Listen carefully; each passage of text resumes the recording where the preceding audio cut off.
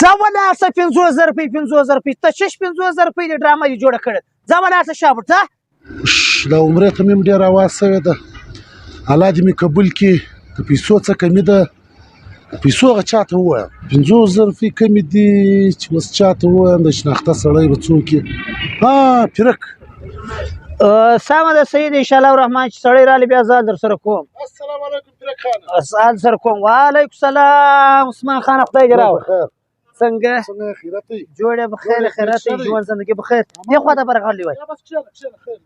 نور څنګه یې عثمان خان الحمدلله ته څنګه یې پیرک خانه شکر د خدای سره راضي ته ښه جوړ یې یا من د شکر دی خیر دی خیر دی الحمدلله خیر څنګه دې دا پیښه کړې وه راغلی وې پیرک خانه عمرې ته مې ډېره آواز شوې وه دا خو ډېر ښه کار دی نو څه پیسې را سره کمې ولې نو مال پیرک خانه به ورسې چې بای ته ماته 50,000 روپۍ راکړه زه د عمرې د خوا راسم برته بیا درکړم نورمال دغه د 2 لک سونه به سره کښېږدې که خدای کړي چې ورور د عمرې سره رالی تا ته به خپلې 50,000 روپۍ درکړه ماته به سونه راکړي بای یار عثمان خانه تا سونه چې ته پار راوړله ما ته به دې د غږ غږ کړی وی ما تا درکولې وروره یا ګسه ښه یي وروره ډېر ښه دا سونه چې چاته ورکړي هلته بیا زړه په تسلي چې بای ما 50,000 روپۍ چې نو ما او تا کم نه سره پېژنو خدا به دې راته وویل چې پیسې په کار تا دا سونه راخیستې ده د کوره یا پیرک خانه ماته معلوم یې چې غیرتي یې بس 50,000 روپۍ راکړه چې د عمرې د خوا رالم ورور مې برته درکړي خپله سونه به داسې وي سمه ده انشاءالله الرحمن سمه ده ګرانه الله دې قدر وکړه الله دې عزت وکړه دا در واخه دا 10,000 روپۍ په مازدیګر درکړم صحیح ده او 10,000 روپۍ په مازدیګر سمه ده انشاءالله و چای کوو ډوډۍ را سره وخ در خوشحاله کېږه الله دې خوشحاله کړه مننه ژوندی اوسې زه شکر دی د عمره مو وکړله د زړه مراد مې پوره سو اوس به ورسم پیرک له خپلې 50,000 روپۍ به ورکړمه خپله سونه به جن راواخلمه کور یې ودان الله دې نه خوږي وروره په ډېره موقع کې لاس راکړي سوار به سم شپې هم ډېرې وسولې ورځم بس 50,000 روپۍ به ورکړم خپله سونه به جن راواخلم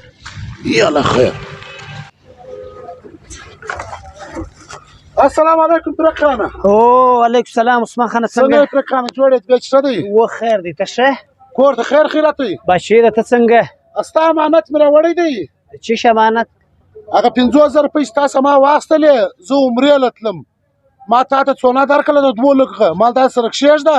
50,000 روپۍ دله راوړې د خپلې 50,000 واخه از ما سونه برته راکړه ته لیونی یې پر څه دې څه بله څوک شاید لرې چې تا ما ته 50,000 روپۍ ما تا ته درکړي او تا ماله سونه راکړه بیا ته ولاړې عمرې له واپسې ماله را روان یې ما تا ته امانت راوړي د چیش امانت ته اوس څه ګډې وډې وه ای څه وایه د الله بنده ما تا ته سونه درکړه د 2 لکه مال دا د سره کښېږده 50,000 روپۍ راکړه زه چې د عمرې سره راسم زه به خپلې 50,000 روپۍ درکړم ما سونه راکړه او تا ما ته شاید لرې الله لرم الله لري در ته رابار سوړی را روان یې چې زه الله لرم الله مې پر سر ولاړ دی ورور الله دې ویني ته ولې نه ولې که زه ولاړ شه الله ولاړ شابش دا خو له ته عمرې لم کړلی را روان یې 2 نمبر دنده چې په مخه ښځې 50,000 روپۍ مې درکړلې ورور جان ما تا ته د 2 لک سونه درکړې دا اوس پښتو ده دا دغه دی